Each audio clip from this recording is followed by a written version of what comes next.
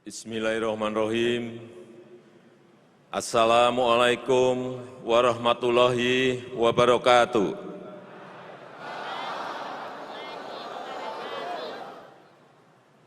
Salam sejahtera bagi kita semuanya. Shalom. Om Swastiastu. Namo Buddhaya, salam kebajikan, Rahayu. Salam Pancasila. Merdeka! Merdeka! Merdeka!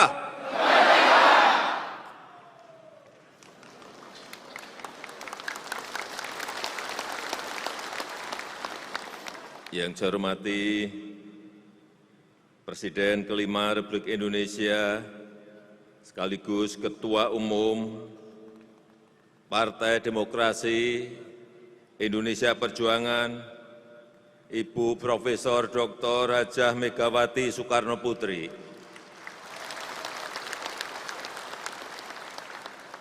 yang saya hormati Wakil Presiden Republik Indonesia, Bapak Kiai Haji Ma'ruf Amin,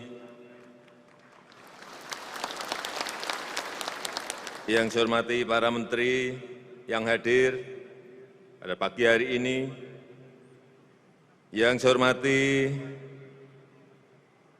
Sekjen beserta seluruh pengurus Dewan Pimpinan Pusat,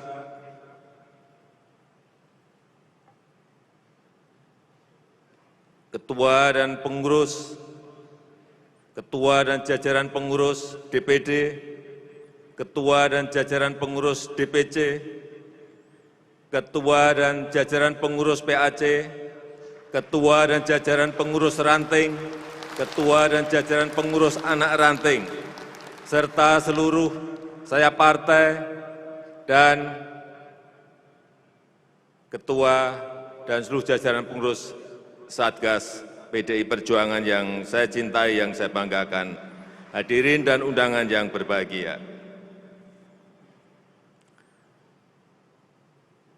Pertama-tama, atas nama pemerintah, masyarakat, bangsa dan negara, saya mengucapkan selamat ulang tahun ke-50 pada Ketua Umum Ibu Megawati Soekarno Putri dan seluruh kader PDI Perjuangan dimanapun berada, dari Sabang sampai Merauke, dari Miangas sampai Pulau Rote. Di usia emas setengah abad 50 tahun, PDI Perjuangan telah menjadi partai yang matang karena telah melewati jalan panjang, pahit getir, jatuh bangun untuk mencapai sebuah partai yang besar seperti saat ini. Seperti tadi sudah diceritakan secara panjang lebar oleh Ibu Megawati. Partai yang menjadi kekuatan pemersatu bangsa di tengah kebinekaan. Partai yang konsisten menjaga 4 pilar kebangsaan, NKRI, Pancasila, Undang-Undang Dasar Negara Republik Indonesia 1945, dan Bhinneka Tunggal Ika.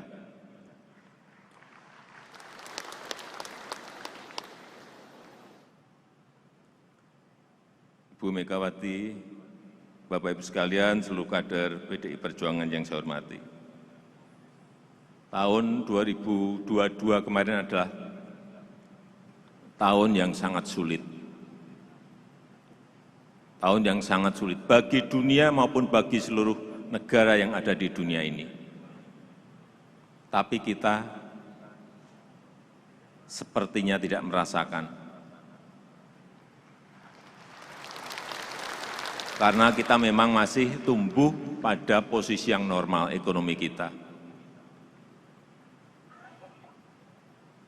Tahun kemarin adalah tahun turbulensi ekonomi yang sulit dihitung, sulit diprediksi. Dan tahun ini akan jauh lebih sulit bagi dunia.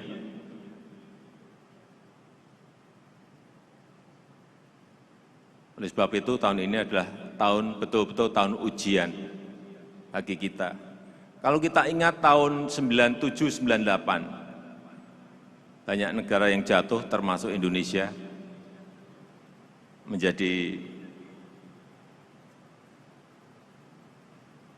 pasiennya IMF.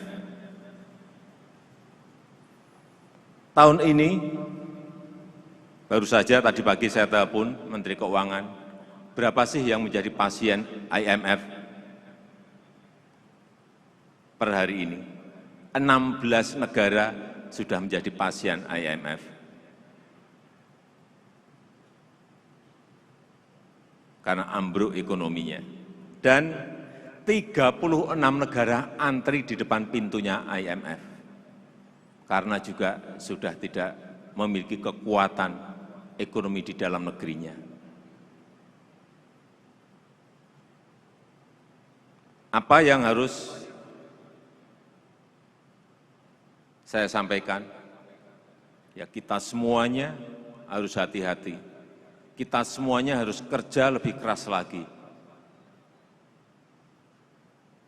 Meskipun kita tumbuh baik di tahun 2022, tapi hati-hati.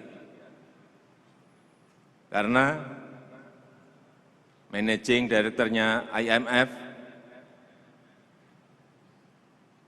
Kristalina Georgieva, menyampaikan, tahun 2023, sepertiga ekonomi dunia diprediksi akan mengalami resesi. Dan untuk negara-negara yang tidak terkena resesi, ratusan juta penduduknya akan merasakan sedang dalam keadaan resesi.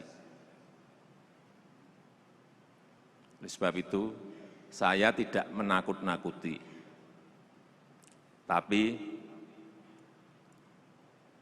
kita semuanya harus hati-hati dan waspada. Jangan keliru kebijakan, jangan keliru policy, sehingga membawa kita pada sebuah kekeliruan besar. Itu yang harus kita jaga bersama-sama. Dan sekali lagi, alhamdulillah Indonesia termasuk yang mampu bertahan sampai saat ini karena fondasi yang telah kita bangun. Fondasi yang telah kita bangun, yaitu infrastruktur untuk Indonesia maju. Dan strategi berikutnya adalah industrialisasi, hilirisasi. Ini yang sering saya sampaikan bahwa pentingnya industrialisasi, pentingnya hilirisasi. Jangan sampai kita sudah lebih dari 400 tahun sejak company, sejak VOC kita masih mengirim bahan-bahan mentah kita, mengekspor bahan-bahan mentah kita keluar, sehingga kita tidak mendapatkan nilai tambah apa-apa. Oleh sebab itu, beberapa aset-aset besar yang kita miliki, seperti Freeport, yang sudah 50 tahun dimiliki oleh Freeport McMoran dari Amerika, telah 3 tahun ini, mayoritas telah kita miliki, yaitu 51,2%. Apa yang kita inginkan dari pengambil alihan ini adalah industrialisasi. Jangan sampai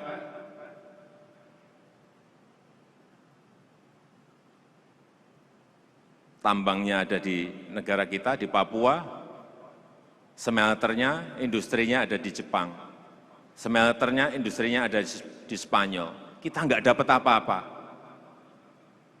Pajak hanya dapat sedikit, royalti juga dapat sedikit, dividen dapat sedikit, lapangan kerja juga enggak dapat. Inilah yang harus kita balik, bahwa bahan-bahan mentah yang kita miliki, baik tambang, pertanian, perkebunan, semuanya harus dihilirisasi agar nilai tambah berada di dalam negeri. Dan saya senang, baru saja saya datang ke Grasberg di Freeport, 98% pekerjanya adalah warga negara Indonesia, 98% sekarang ini, dan 41% adalah dari tanah Papua. Ini yang luar biasa. Kemudian juga Blok Rokan. Ini juga sudah 97 tahun dikelola oleh Chevron dari Amerika Serikat, yang Freeport Amerika Serikat juga, yang Chevron juga Amerika Serikat. 97 tahun dikelola oleh mereka. Dan saat ini sudah 100% diambil alih oleh kita sendiri dan dikelola oleh Pertamina.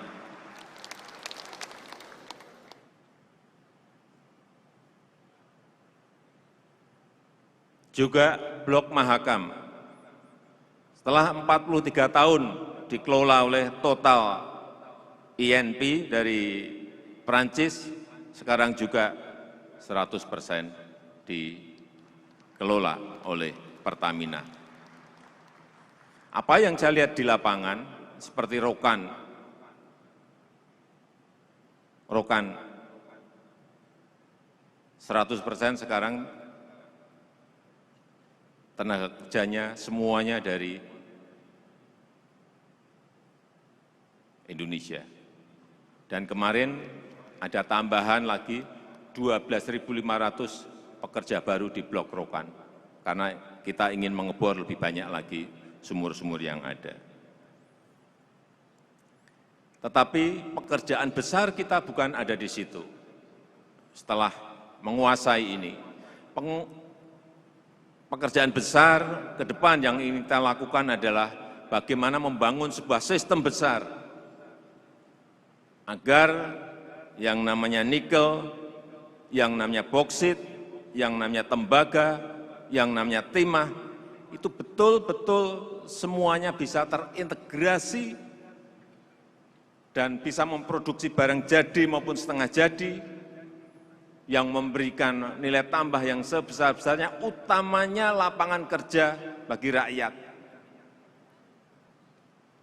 Nikel yang sudah kita stop 3 tahun yang lalu. Dulu waktu masih mentah, kita ekspor tuh nilainya hanya per tahun hanya 17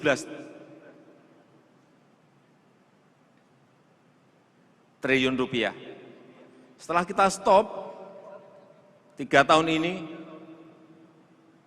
setahun bisa menghasilkan kurang lebih 360 triliun rupiah.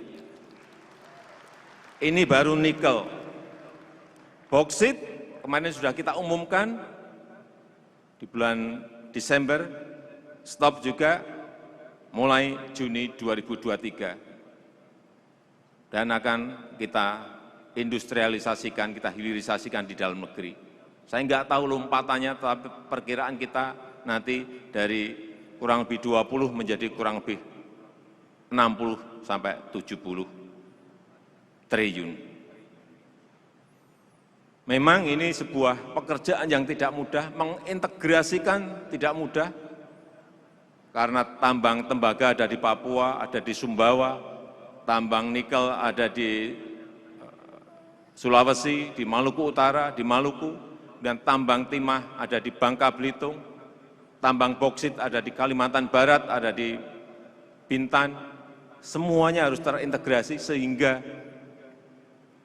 kita harapkan nantinya ini akan menjadi sebuah ekosistem bagi kendaraan listrik yang ke depan memberikan sebuah masa depan yang cerah, karena seluruh pasar negara-negara membutuhkan mobil listrik ini. Tetapi tentu saja tahapannya akan masuk ke baterai listrik terlebih dahulu. Saya hanya ingin memberikan sebuah bayangan bahwa yang tadi ekspor nikel dari 17 menjadi 360 triliun, itu sebuah angka yang lompatan yang besar sekali.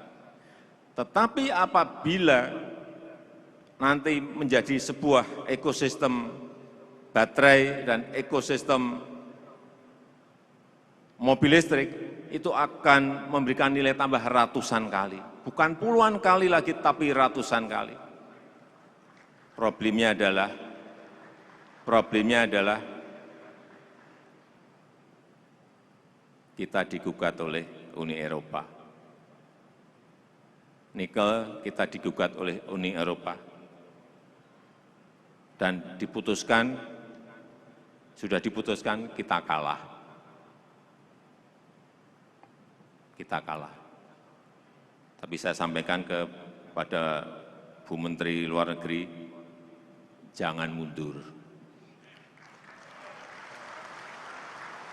Karena inilah yang akan menjadi lompatan besar peradaban negara kita. Saya meyakini itu.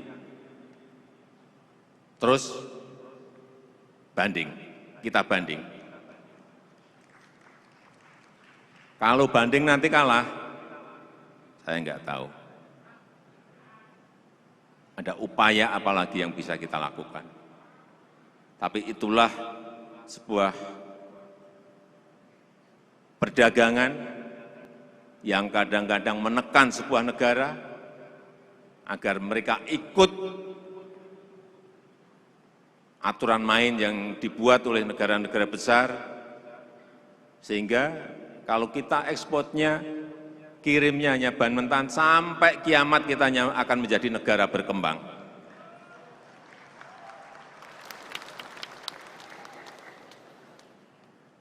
Kita semua ingat Bung Karno tahun 1965 menyampaikan, menolak ketergantungan pada imperialisme, memperluas kerjasama yang sederajat dan saling menguntungkan. Bung Karno tahun 1965 sudah menyampaikan itu. Dan supaya kita tidak bisa didikte dan tidak menggantungkan diri kepada negara manapun. Inilah yang ingin kita lakukan, berdikari.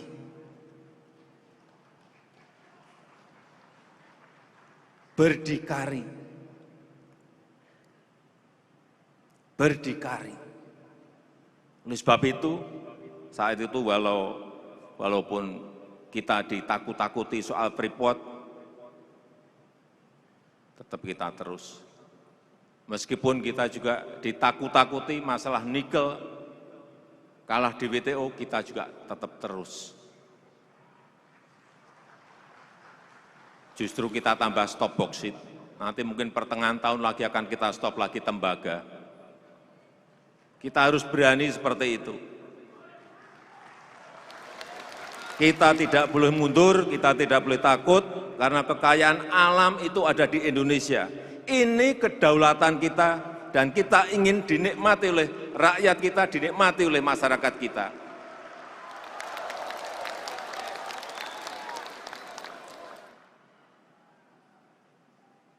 Sehingga waktu KTT ASEAN Uni Eropa, saya menyampaikan di dalam forum itu, karena yang menggugat Uni Eropa, pas kita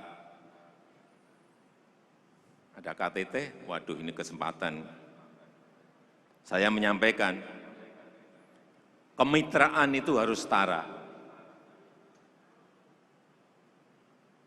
Dan tidak boleh ada pemaksaan. Tidak boleh negara manapun mendikte.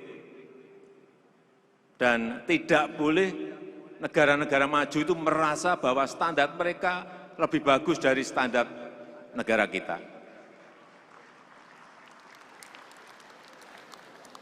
Kenapa ini terus saya ulang-ulang?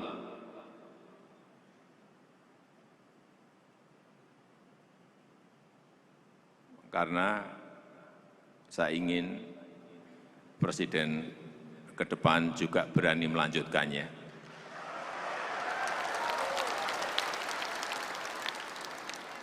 Tidak gampang ciut nyali, tidak gentar demi kepentingan bangsa demi kepentingan negara. Dan saya sangat senang sekali tadi Ketua Umum Ibu Megawati Soekarno Putri menyampaikan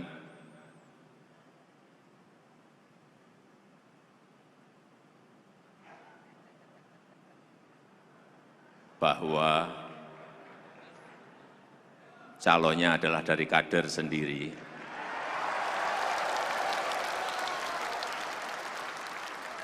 Dan yang saya senang, mohon maaf Bu Mega,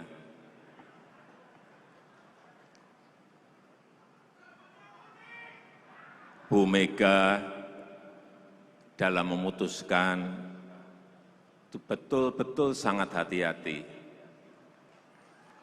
betul-betul tenang dan tidak gerusa-gerusu seperti yang lain-lainnya.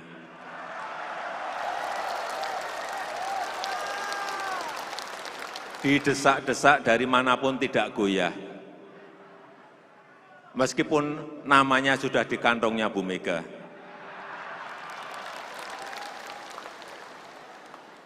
Kita semuanya sabar menunggu yang akan nanti beliau sampaikan tentunya pada saatnya dengan perhitungan-perhitungan dan kalkulasi-kalkulasi yang telah dibuat oleh Ketua Umum Ibu Hajah Megawati Soekarno Putri.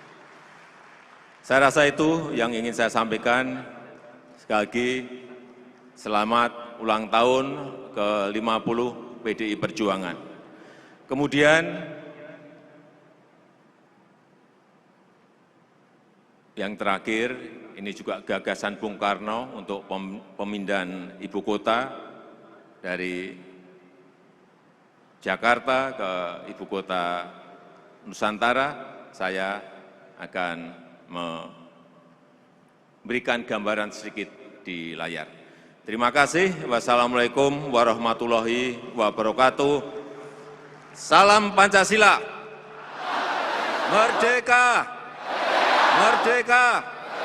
Merdeka! Assalamualaikum warahmatullahi wabarakatuh. Om Santi Santi Santi Om. Namo Buddhaya, salam kebajikan.